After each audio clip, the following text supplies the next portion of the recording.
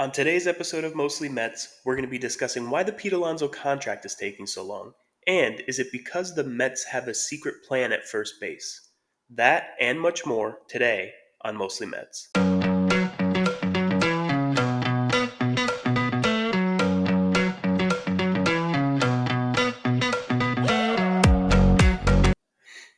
What I'd like to start off with today is something that I've been thinking about lately. I don't have any proof, I don't have any sources. This is just what's going on in my own mind. Knowing how the Mets operate, knowing how David Stearns operates, I am starting to think that the Mets are not that interested in a reunion with Pete Alonso. They are, but he's more of a second choice. I think what might be happening right now is the Mets are waiting to see what's going to happen with Vlad Guerrero Jr. There's reports that he is asking for $400 million. Dollars. The Blue Jays are more in the range of $340 million. Dollars. And he seems to be holding firm on that $400 million mark. Now, there's still time to get it done. By reports, he's given the Blue Jays until spring training to continue to negotiate. But if you're the Blue Jays and you know you're not going to pay him what he wants, the prudent thing to do, the most likely thing that happens, is that you trade him and get a huge haul for him. I don't know that that's going to happen. I don't think it's extremely likely that that's going to happen, but I think it's a possibility. You've seen it happen before. That's how the Mets really got Lindor, right? Lindor had one more year left before going to free agency. He was offered a big contract by Cleveland. He wanted more, and he was holding firm that he wanted more money. And they traded him because they knew they weren't going to spend that money. The Blue Jays are a little bit different of a situation because they have the money to spend. They're not a small market team, and they don't operate like a small market team. They try to sign big free agents. And that's a little puzzling to me, too. I don't quite understand why they're in on Otani, they're in on Soto, they're in on Corbin Burns, they're in on all these big time free agents, but their own guy who they have, who came up through their system, who they drafted or signed as an international free agent, and they're just going to let him walk over $60 million. It doesn't make a ton of sense to me. The Blue Jays are in a strange situation right now. They're offering big contracts to everyone, and everyone seemingly is turning them down. There's reports that Corbin Burns was offered more money to go to Toronto, and he had no interest. He didn't want to go to Toronto. Otani was offered more money to go to Toronto, and he didn't want to go to Toronto. So I think they're in a very strange position here because their core really is non-existent at this point. You would think it's really Vladdy Jr. and Bo Bichette, and Bo Bichette hasn't been very good. He's struggled. Vlad Jr. is obviously one of the greatest hitters in the game, and it seemed like he wanted to be there. He was one guy that it seemed like was destined to stay in Toronto. They wanted him. He wanted to be there. I don't know what exactly changed there, and I don't know the mindset of what's going on in Toronto, what's going on with their front office. Seems perfectly reasonable to me to say if you sign this guy for the next 10 years, you can attract other free agents there. You can bring other guys in. So I don't see why $60 million is a deciding factor in whether the Toronto Blue Jays are going to keep Vladdy Jr. But it seems to be that they're at an impasse. It shows you how far the first base market has fallen because you look at Vlad, and he's one of the best hitters in baseball. He's a slugger, but he also hits 300.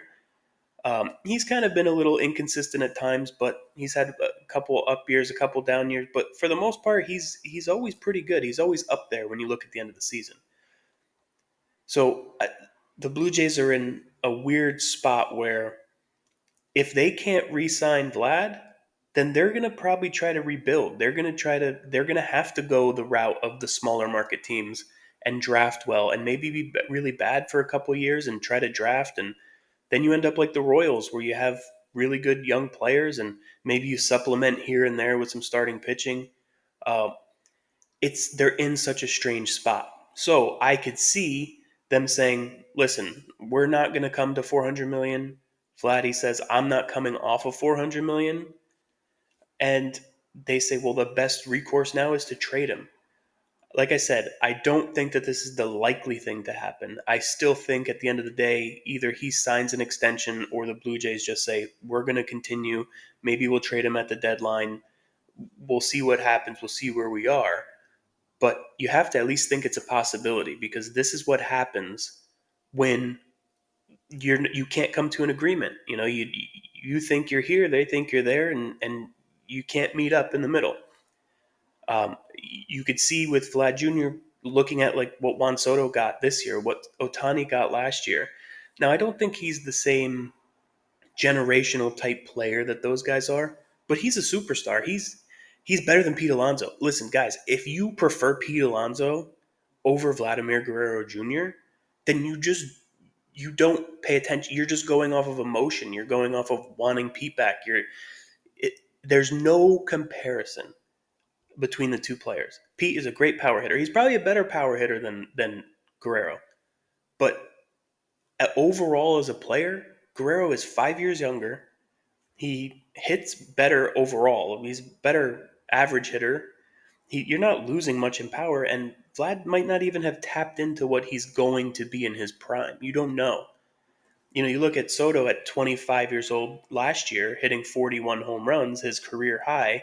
You don't know how high he's going to go.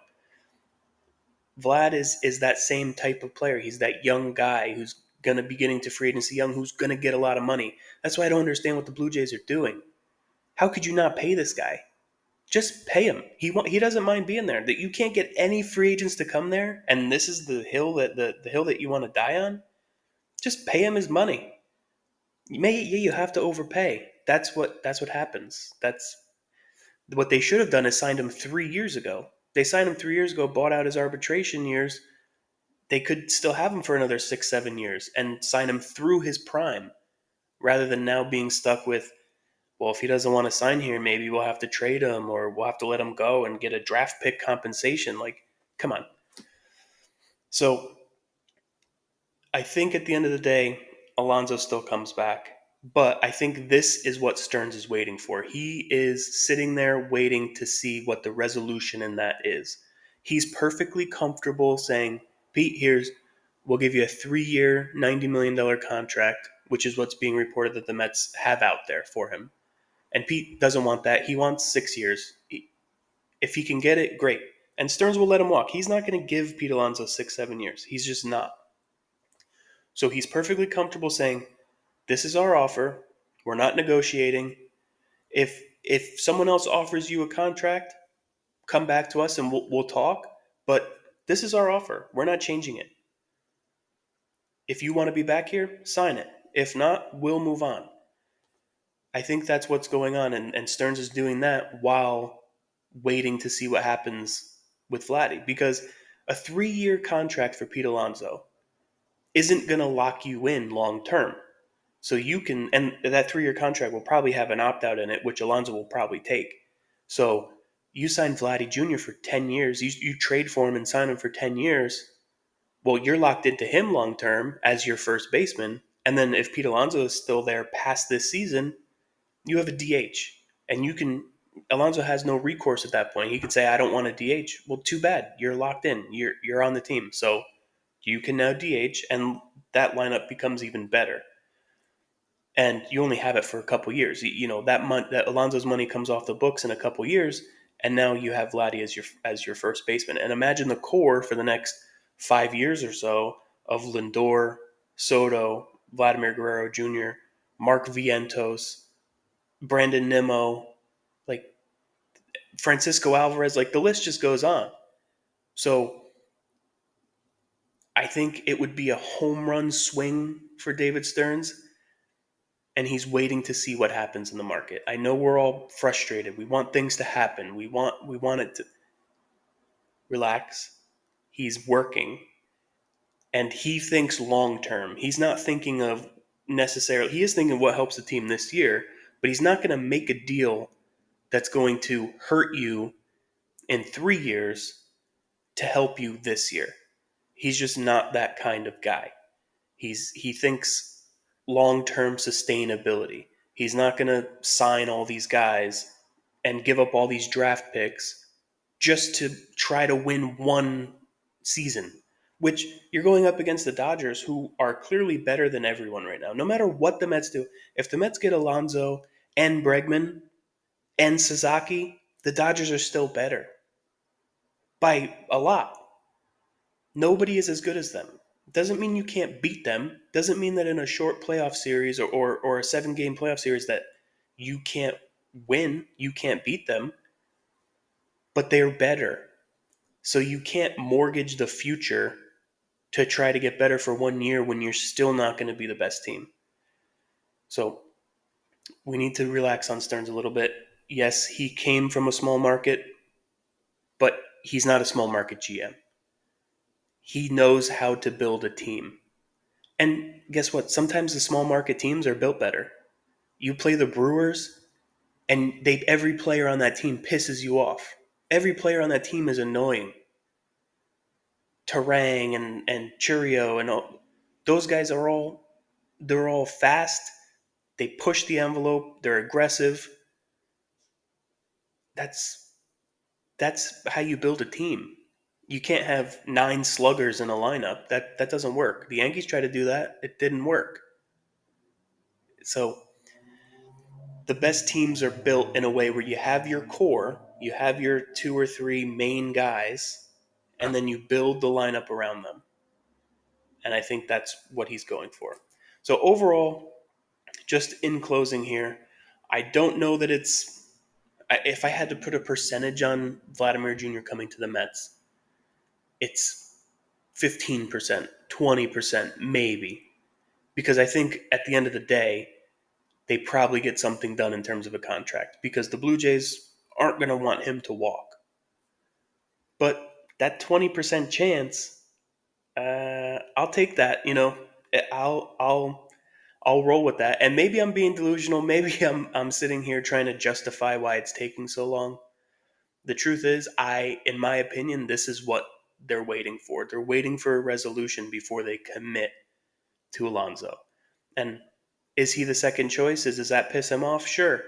But if you have a chance to get Vladimir Guerrero Jr., you do it. And I don't care what the prospects are. I would hate to see Sproat go because I think Sproat has the potential to be a future ace. But Jet Williams, Acuna Jr., all these guys, trade them. You don't know what they're going to be. And if you have a chance to get a superstar for 3 of your top 5 prospects, and then maybe Brett Beatty thrown in there, you do it. There's not even a question. So that's all I really wanted to say today. That's all I really want to talk about. Hopefully we have a resolution soon. I saw some report. I don't even know if it was a report. I think it was just someone on Twitter saying that if Vladimir Guerrero Jr. is going to be traded, it's going to happen within the next week. I don't see that being real. I think by spring training, you see when Lindor happened, I think it was around this time, maybe a little bit earlier. It's all going to depend on whether or not the Blue Jays think they can secure him long term. If they do, they're going to continue to negotiate. If they don't and they think they're way too far apart, then they're going to trade him. Because why wouldn't you? Get as much as you can. Although you never know with the Blue Jays. I don't know what's going on with that organization. They're in, they're out. I have no idea. But we'll see what happens soon enough, hopefully within the next couple weeks or a month. But yeah, that's all I really wanted to talk about. Please, in the comments, what do you think? Would you rather Pete or Vladdy Jr.? I don't know why, but some people do. I've seen it on Twitter. People want Pete over everyone. Give me a like, subscribe if you want more content like this. I really appreciate it. And until next time, let's go Mets.